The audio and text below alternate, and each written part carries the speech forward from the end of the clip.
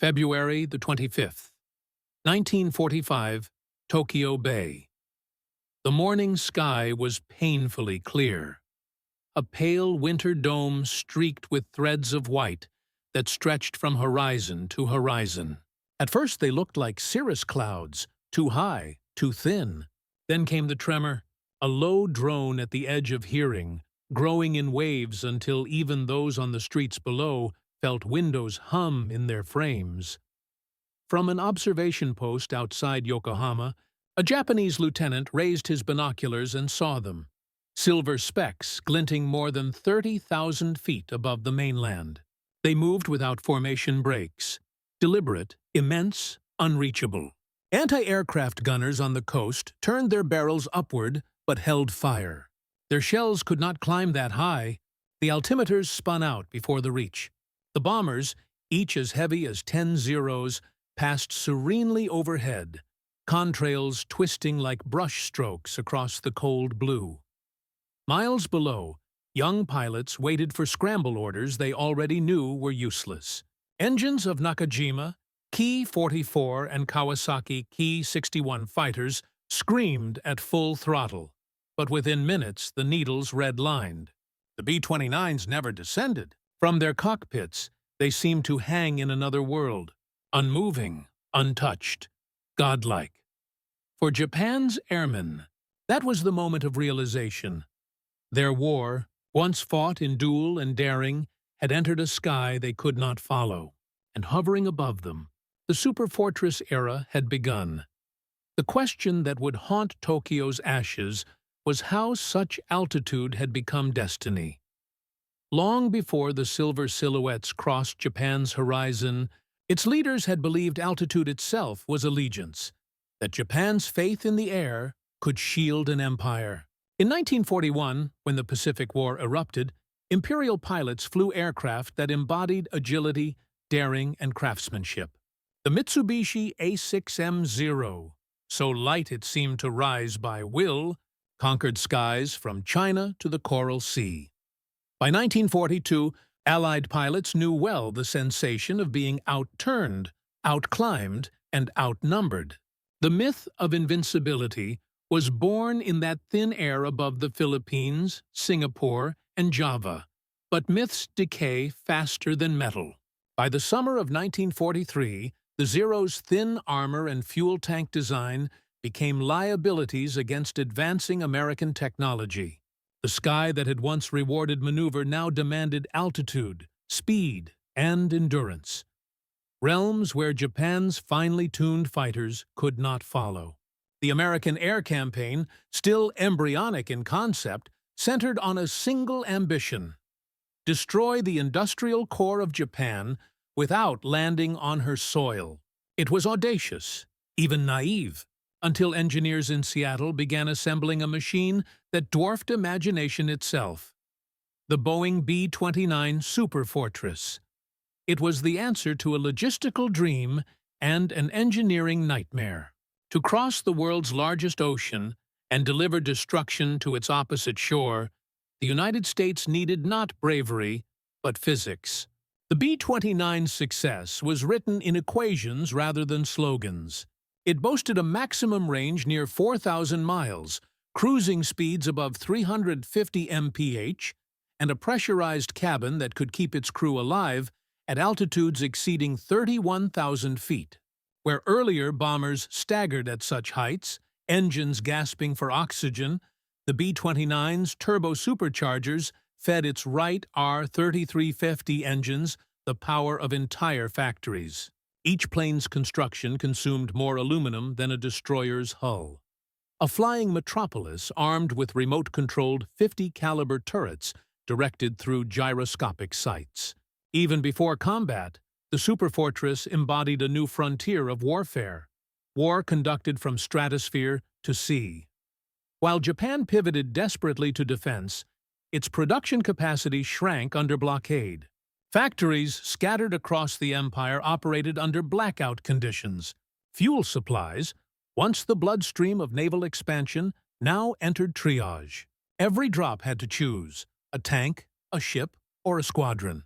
And at the dawn of 1944, a decision had been made to defend the homeland skies rather than distant colonies.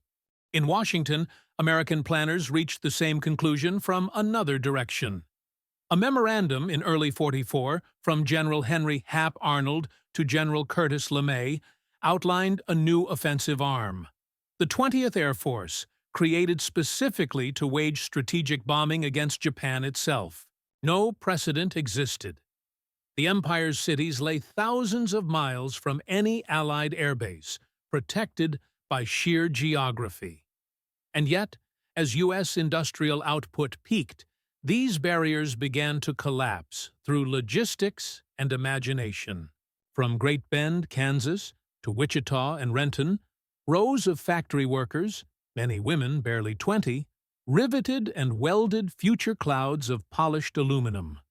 Engines were tested behind reinforced bunkers whose doors bulged from heat, while navigators trained on artificial horizons glowing faint blue in dark classrooms.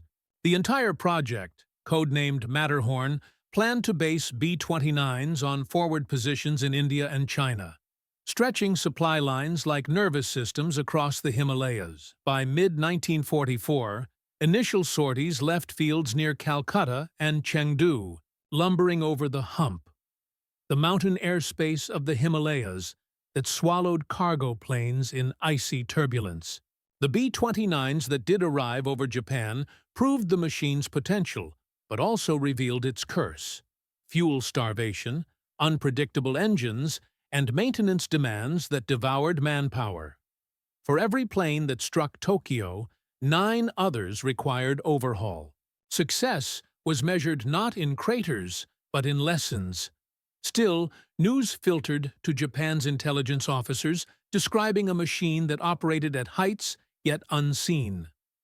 Air defense diagrams, reams of them, topped out around 25,000 feet.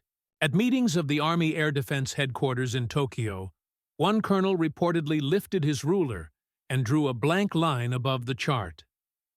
"That," he said quietly, "is America's new front."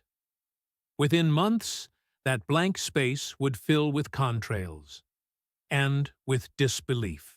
In the spring of 1944, while the Pacific's island battles still raged at Saipan and Peleliu, American engineers were perfecting the bridge that would carry strategic bombing straight to Japan, a logistical arc stretching from the Marianas to the homeland.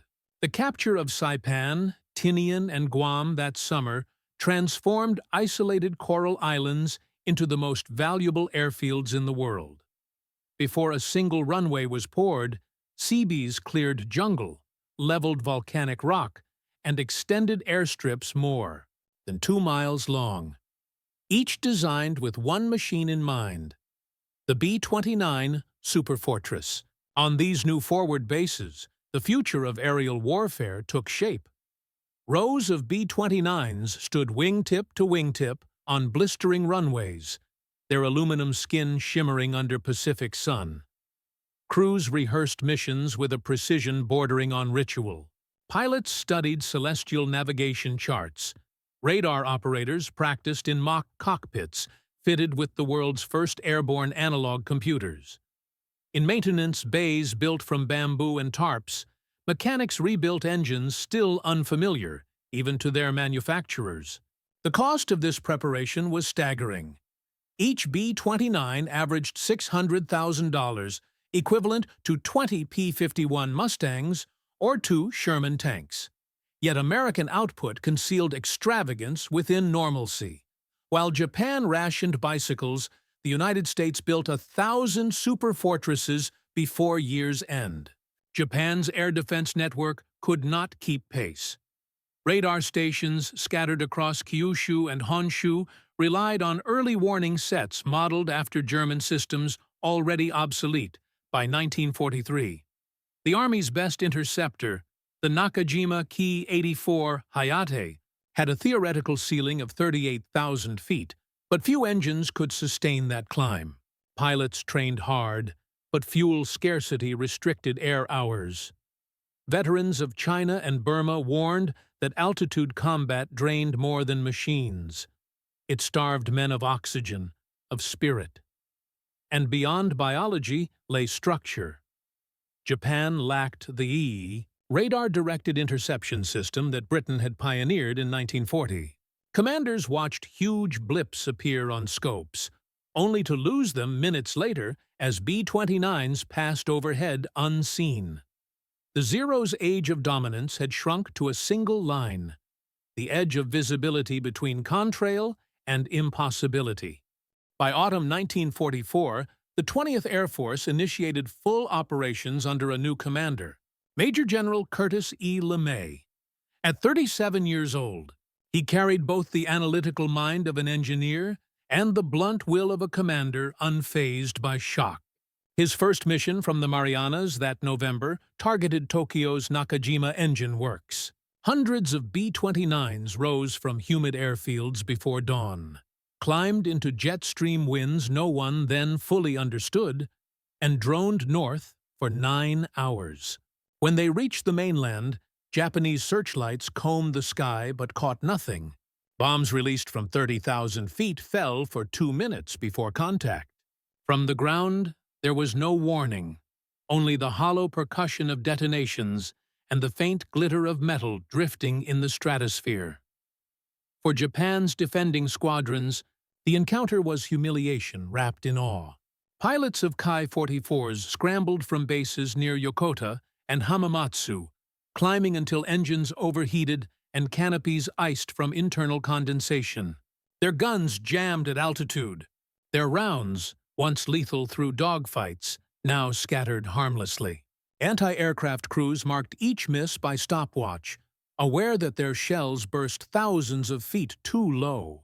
At post-raid debriefings, officers described the B-29 as a new species of machine, not combat aircraft, but atmosphere itself. LeMay's analysis of those first Marianas raids was unsentimental. High-altitude precision against small industrial targets failed amid the 200mm jet stream, scattering bombs miles from aim points. He responded not by retreat, but by reversal. The B-29's power could carpet entire cities when released at medium altitudes under cover of night. And so the doctrinal shift began, from unreachable precision to deliberate saturation. Behind this turning point stood an industrial pipeline connecting every American heartland city to the far Pacific.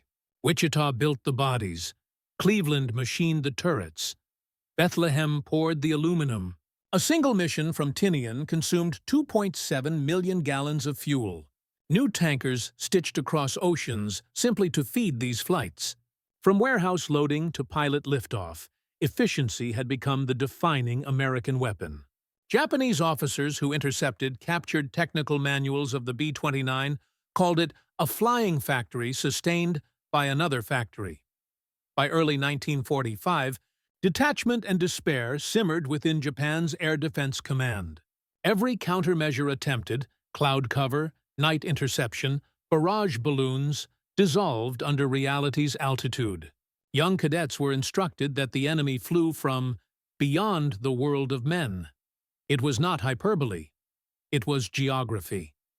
From that geography flowed an unbroken horizon of disaster, and the first firestorm from those silver machines had yet to begin. The battle for Japan's skies was not a duel. It was an equation. Traditional interception depended on sight, climb, and timing, instincts refined through years of face-to-face combat. The B-29 robbed the defender of all three. Cruising above 30,000 feet, it blurred the line between atmosphere and vacuum. By the time Japanese spotters sighted vapor trails, the bombers had already completed their bomb runs. Flares of anti-aircraft fire bloomed far below, and fighters scrambled only to discover that oxygen lines frosted, engines starved, and control surfaces stiffened. What Japan called defense became pursuit of a myth. Colonels issued desperate orders to climb beyond limits, and pilots obeyed, burning engines and sometimes consciousness in ascent. B-29 formations floated untouched, the the sound of their four right cyclones rumbling like distant thunder that never drew nearer. To witness them was to realize that altitude could itself be armor. Every weapon embodies its builder's philosophy. The B-29 was not invention by chance. It was engineering by empire. Pressurized cabins allowed men to function above mountains, while turbo-superchargers recycled exhaust into power. Gyroscopically aimed turrets communicated through analog computing sites, each gunner able to target an enemy invisible to the naked eye. It was industrial faith made mechanical. Japanese technicians examining wreckage of downed superfortresses spoke of disbelief. The precision of rivet spacing, the seamless wiring of hydraulic systems, the polished lenses of Norden bomb sights. One Navy engineer murmured, "These people fight with factories."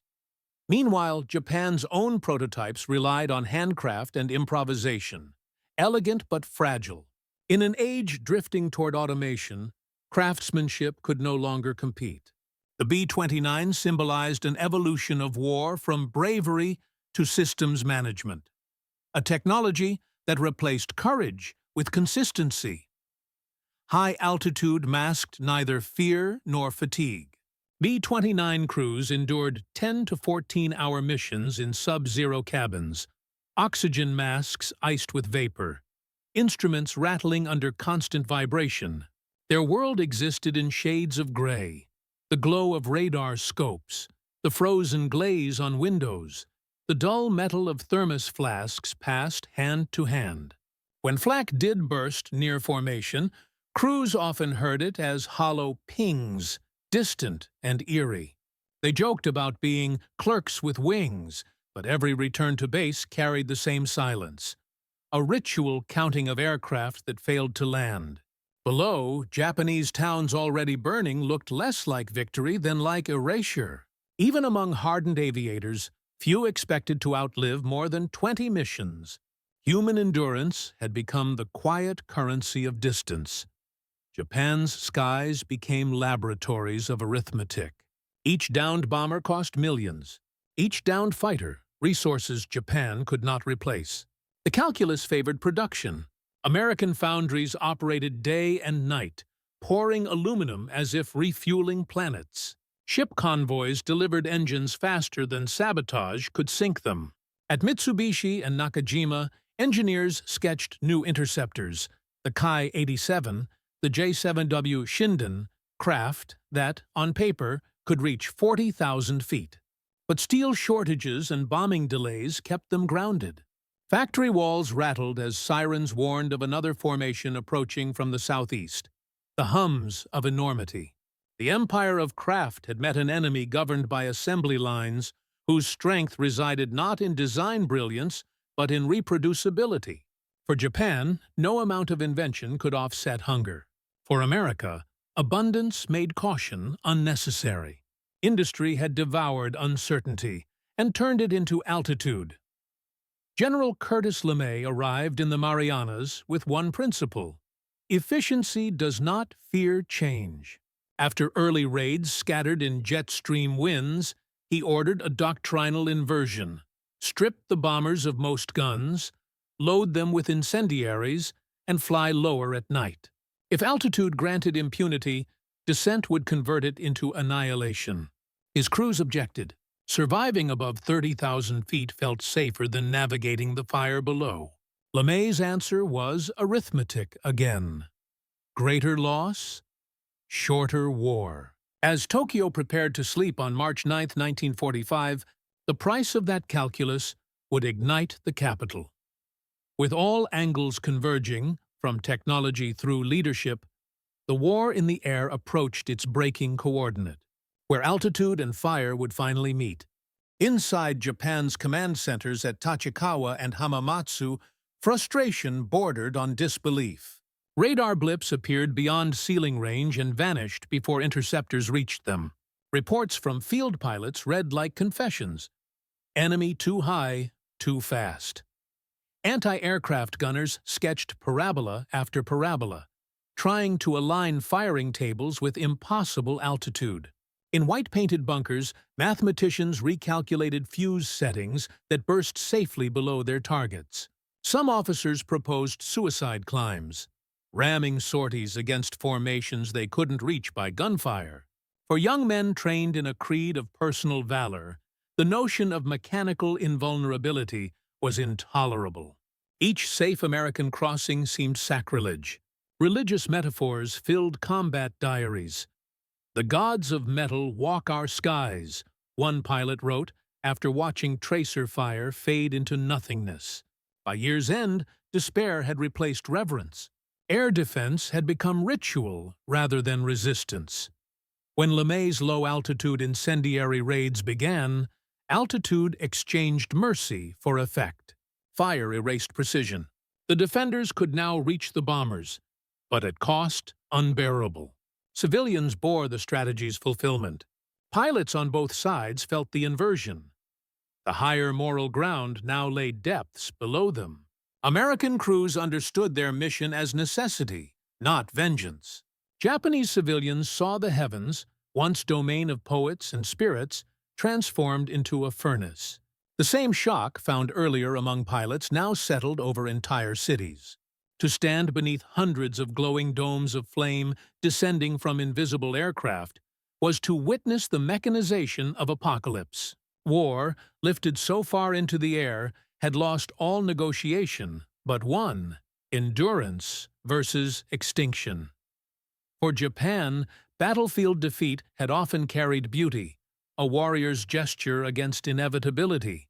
But the B-29 granted no audience. Honor could not ascend 30,000 feet. Literature and propaganda strained to make sense of this new distance.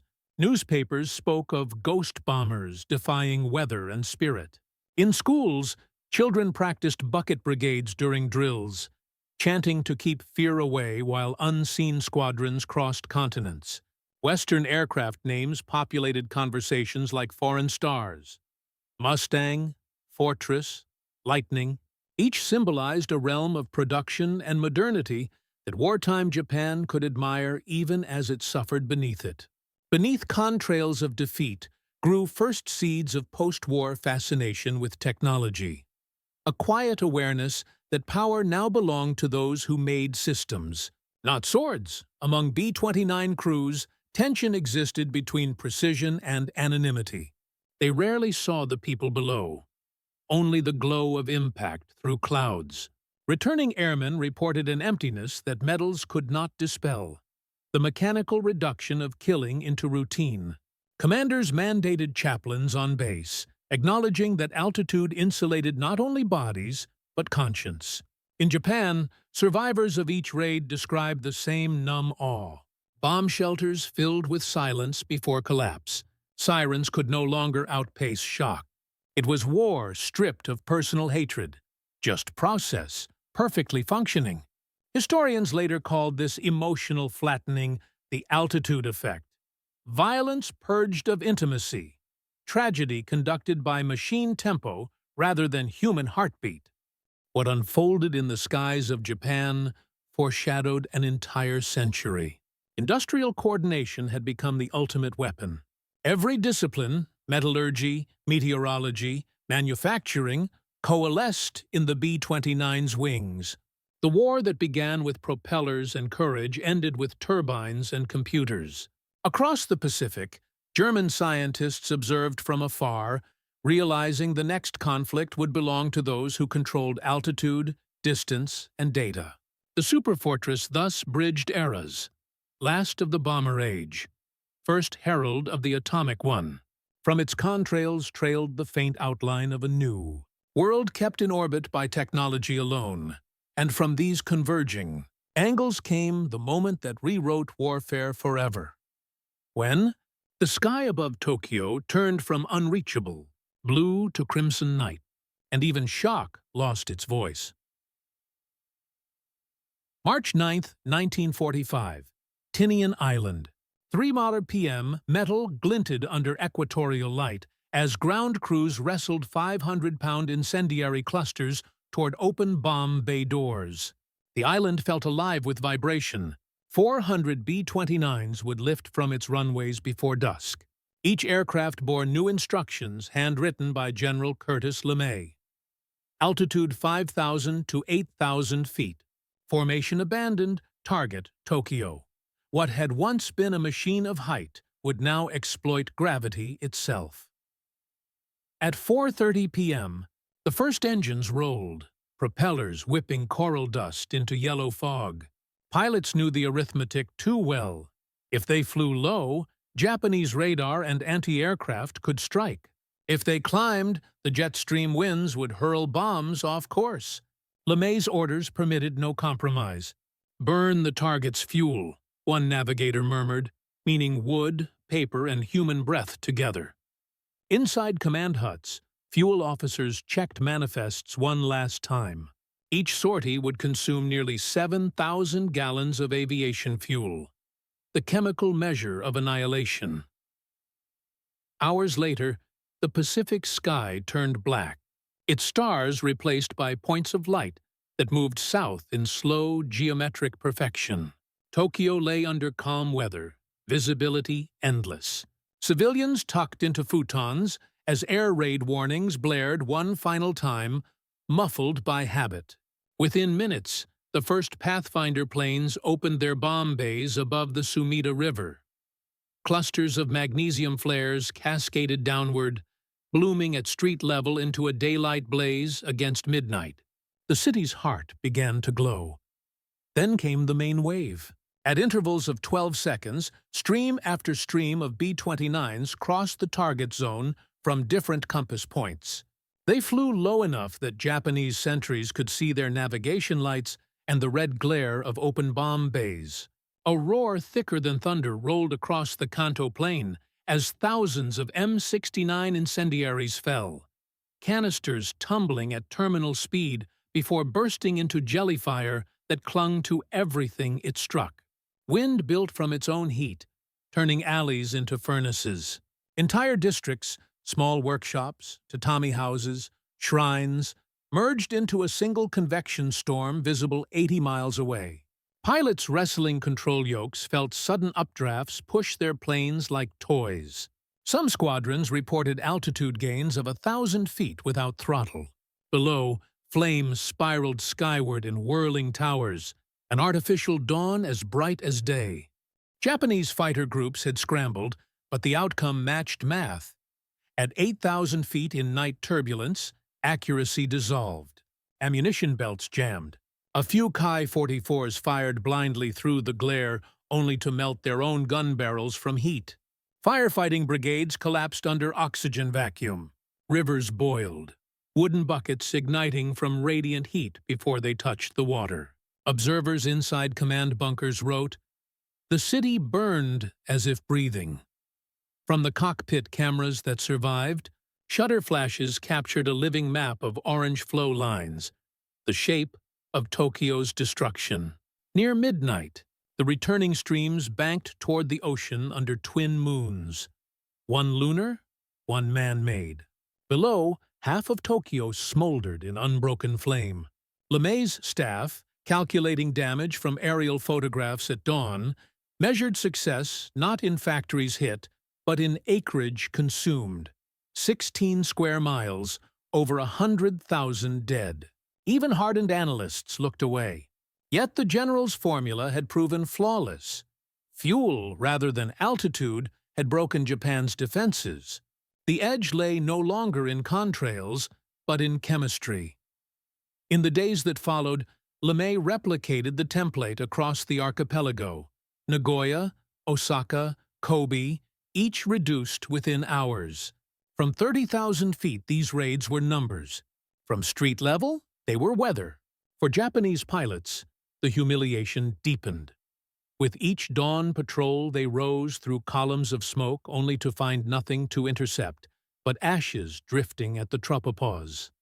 And still, the sky above Japan remained haunted, untouched at its summit, where the Superfortresses would soon return, carrying weapons greater than fire itself.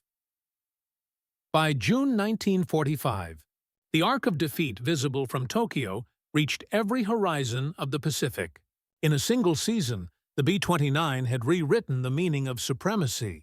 The Japanese command called it Kuchu no Teikoku no Metsubo, the empire's extinction in the skies. Even the most devoted fighter units, veterans of China and Burma, admitted their realm had become symbolic. Aerial victory was now measured in luck, not skill. For Japanese pilots scrambling from bases at Atsugi and Tachikawa, dawn missions had turned spectral. Fuel ratios allowed only minutes of interception. Their instruments barely reached 15,000 feet before gauges trembled into red. Above them, unseen, fleets of aluminum clouds moved north to south at 1-minute intervals, as constant as the tides that surrounded their islands. The sound of B-29 engines had become Japan's permanent weather.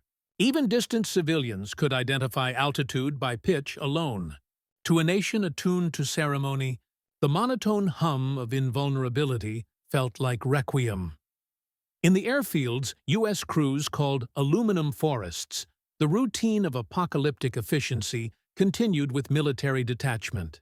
Each night, missions were prepared like assembly lines. Fuel trucks aligned, armorers stacking incendiaries, mechanics wiping frost from propeller blades. Crews slept 8 hours, debriefed 4, flew 10. Men spoke of fatigue as geography, the distance between exhaustion and conscience. By this stage, bombing records listed temperature, wind, and altitude, but omitted emotion. Destroyed cities were simply targets 134B, or urban source to 4. LeMay insisted on this abstraction, convinced that precision management shortened wars. He may have been right. By July, 66 industrial centers lay eliminated. News from Europe had already closed one front. Germany surrendered in May, freeing additional bomb groups to surge westward over the Pacific. The sky filled with transoceanic continuity. Airfields at Guam and Saipan coordinating thousands of takeoffs through radar grids extending 500 miles beyond visual contact. No command in history had orchestrated more simultaneous motion. What began as audacious experiment had become bureaucratic habit, mass destruction administered like commerce. Inside Japan's shrinking sphere, the government convened emergency science councils. They studied captured fragments of B-29 wreckage as if deciphering alien relics. One engineer at Nakajima Labs noted the alloy composition of fuselage panels, muttering, "This metal is harder than defeat itself." Design bureaus drafted interceptors armed with rocket boosters. None reached production. And then came rumors of a new American weapon. One too secret even for intercepted transmissions to confirm. Reports suggested that the B-29s now carried bombs larger than any yet built, destined for singular rather than plural cities. At Tinian's North Field, July 1945, 2 specially modified Superfortresses sat apart from the endless rows, their bomb bays enlarged, names chalked on fuselages, Enola Gay and Boxcar. Crewmen posed for photographs, unaware of the permanence they were entering. General LeMay watched silently as liquid oxygen tanks hissed beside the loading trucks. He later described the moment as calm, administrative calm. At exactly 2:45 a.m. on August 6th, the first aircraft lifted eastward, its destination coded simply Objective A. When the bomb detonated above Hiroshima, the flash was so bright that interceptor pilots hundreds of miles away mistook it for sunrise. The weapon, conceived through equations carried inside the same aircraft lineage, had transcended every known defense line, not merely in altitude but in nature. No gun, no flight ceiling, no strategy could answer energy itself. Japan's air defense network, built to oppose metal and height, now confronted physics. By the time Boxcar reached Nagasaki 3 days later, even the surviving commanders understood that their skies and their era were gone. For the United States, the B-29 had achieved something few weapons ever have: a fusion of engineering, logistics, and symbolic force so absolute that its success appeared preordained. When Emperor Hirohito recorded his surrender speech, American engines still droned over Tokyo Bay, their altitude a literal echo of dominance. Above every known defense line, one captured Japanese officer wrote afterward, flew the future. That future, radiant and terrible, now descended upon peace with the same steady hum that had once haunted the Empire's nights. From unreachable height, silence began to fall. The war's final echoes receded not with parades, but with exhaust plumes vanishing into new atmospheres of purpose. In September 1945, when American occupation forces landed at Atsugi Airfield, the same runways that had once launched desperate interceptors now received the giant wings of B-29 transport variants. Engines idled calmly where chaos had been routine. Japanese civilians gathered along the perimeters, faces fixed on machines whose size and noise no longer provoked fear but disbelief. The aircraft that had delivered calamity now arrived bearing food, medicine, and correspondence from a planet remade by altitude. Inside Japan, the reckoning unfolded at street level. Factories gutted by bombing stood roofless beside makeshift markets. The same roads once choked with fire were lined with U.S. trucks delivering relief supplies. Electric light buzzed again in district offices beneath broken walls. American airmen stationed at Yokota or Tachikawa soon discovered that their dominance in the sky had produced an unexpected humility on the ground. When asked what they thought of the Japanese people, veterans often spoke of quiet craftsmanship and resilience, faces capable of rebuilding from cinders. No enemy remained, only laborers sweeping debris beneath the roots they once defended. The political transformation mirrored the physical one. General Douglas MacArthur's headquarters drafted a new charter for Japan's reconstruction, but its foundation had been tested a year earlier in the sky. The principle that coordination could replace chaos now dictated governance as well. The systems logic of the B-29, command decentralized but synchronous, cooperation absolute, became metaphor for future administration. Tokyo's war leaders had learned through annihilation that logistics, not zeal, determines outcome. In American staff memoranda written during the occupation, one phrase recurs, organization as ideology. It was the summation of the air campaign's hidden legacy. Among the wreckage of air defense units lay a human toll rarely acknowledged. Japan's airmen, once heroes of solar mythology, now stood idle at demobilization centers, waiting for trains that never came. Of the 39,000 U-Bootwaffe lost in the Atlantic, the number of Japanese fighter pilots dead in homeland defense paralleled the same percentage, more than two-thirds of their original rosters. Flak crews left journals describing the psychological implosion of watching enemies they could not reach. Hours of waiting for contrails that never descended. After surrender, these veterans seldom spoke. When interrogators compiled post-war testimonies, the transcripts were filled with ellipses, silences replacing adjectives. One simply wrote, "To fight against heaven is to lose without sin." For the United States, strategic air power triumphed so thoroughly that its architects struggled to define limits. Commanders returning to Washington dubbed the method victory by reach. The Air Force, soon to become independent, drew doctrine from experience over Japan.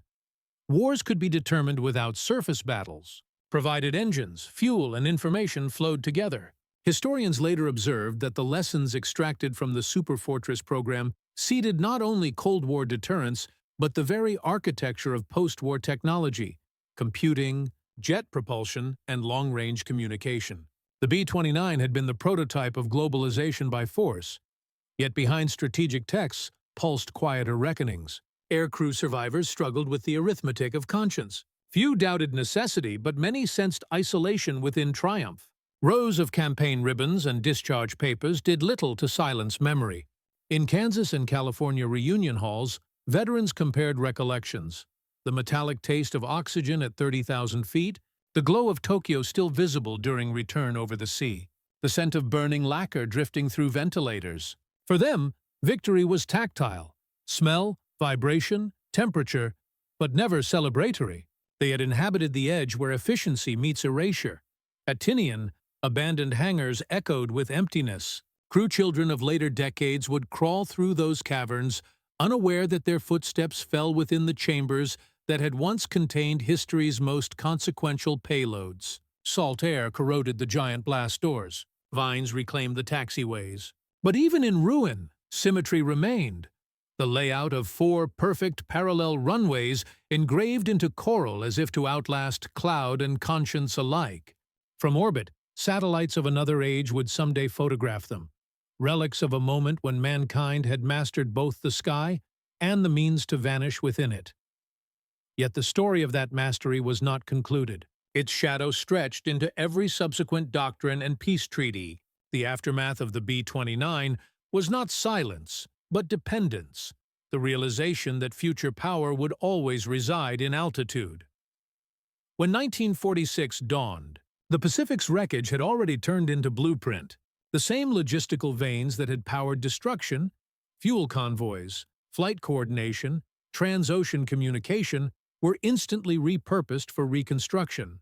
The U.S. Army Air Forces renamed their global network Air Transport Command, sending C-54s and repurposed B-29s carrying medicine, technicians, medical staff, and bureaucrats back across the same arcs, once burdened with firebombs. Flight plans that had guided death now served supply grids for food relief and disease prevention. Altitude, once weapon, had become artery.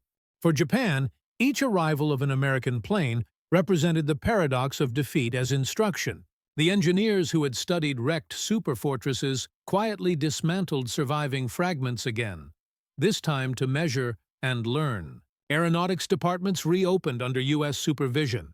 Technical journals translated diagrams of turbo superchargers and pressurization valves once deemed alien. Even the old word kuchu no teikoku, empire of the skies, resurfaced, but now as aspiration for aviation commerce, not conquest. In a generation, design logic imported through the trauma of war would resurface in Japan's peacetime industries: sewing machines, motorcycles, and ultimately airliners echoing the precision once feared. Through irony, technology became reconciliation. In Washington, General Curtis LeMay attended briefings for a new concept born directly from the B-29's heritage, the jet-powered strategic bomber. Within months, prototypes of the B-50 and later B-47 rolled from blueprint to tarmac. Air Force doctrine codified altitude and range as deterrent rather than tactic. Superfortress veterans trained the next generation of Cold War aviators, teaching not courage, but calibration, fuel distribution, weather modeling, radar mapping. Their war had shown that skill without system was obsolete. The mechanical rhythm that had crushed Japan's defenses would soon become the planet's default tempo, beating through civilian airlines and atomic alert patrols alike. Across the ruins of Asia, remnants of Japan's wartime radar posts rusted in overgrown hills. Their antennas pointed uselessly toward a sky that no longer belonged to any flag. Fishermen used their metal frames as moorings. Children climbed them to watch American cargo planes slide overhead into Haneda. No anti-aircraft fire, no sirens, just drone and distance. To those raised beneath it, that sound became the pulse of stability, echoing above new markets and schoolyards. By 1949, Japan's industrial recovery accelerated under occupation policy and private venture. Shipyards rebuilt merchant fleets once sunk. Factories forged household goods instead of fighters. The discipline that had sustained wartime mobilization now produced consumer miracles. In hindsight, historians trace this continuity back to the lessons of American organization: planning without improvisation, efficiency without emotion. Observers called it the second harvest of Tinian, production as peace strategy. For the United States, memory of the B-29's strangest achievement, the conquest of unreachability, haunted doctrine and conscience alike. Public exhibitions displayed restored superfortresses gleaming under museum lights. Crowds marveled at cockpit dials, unaware that each gauge testified to an earlier equation between perfection and consequence. In some veterans' testimonies, the pride remained unbroken. In others, remorse filled pauses between words. They had flown beyond risk, and in doing so, learned that supremacy often measures its cost in distance from those below. In Tokyo, air raid ruins gradually merged into new neighborhoods. Boulevards traced along former fire breaks, subways beneath what were once shelters. From these layers rose an unexpected realization. The city's rebirth owed its geometry to the destruction that had leveled it. Every straight avenue mirrored the flight paths of the bombers that had once erased its disorder. Thus, the legacy of altitude returned not only as warning, but as blueprint for reconstruction, a quiet transmutation of terror into layout. By the early 1950s, the Atlantic and the Pacific shared more than commerce. Both oceans now carried the sound of homogenized engines, the hum of normalized flight. In that sound lived the ghost of the B-29, constant, procedural, patient. For 2 decades, its descendants would define how nations imagined safety. Control through constant vigilance. Yet, among those who remembered the war's dawn and its contrails fading over Japan, the feeling remained complex. There was triumph, yes, but also recognition that the human horizon had risen higher than empathy could always follow. Out of that altitude, the modern world spread its wings, swift, ordered, and forever aware that the peace it carried had once arrived on the same wind that burned. In histories of the Second World War, the B-29 appears as more than aircraft. It is an altitude made real, a boundary between eras. It proved that ideas, once built into engines and schedules, could overtake courage itself. When Japanese pilots first looked upward and saw those unreachable contrails, they glimpsed not merely defeat, but the future's outline. Technology had climbed beyond valor. In its climb lay both salvation and loss. Salvation for the democracies whose factories had learned to orchestrate millions of moving parts. Loss for the age when war still contained proportion. The Superfortress represented the moment when the individual soldier ceased to measure victory. Systems did. Its hum became the sound of the 20th century. Steady, coordinated, indifferent. Yet out of that indifference rose something more enduring than conquest. The same precision that burned cities built bridges, wired continents, launched satellites. Each generation since has inherited the dual legacy of those high flights.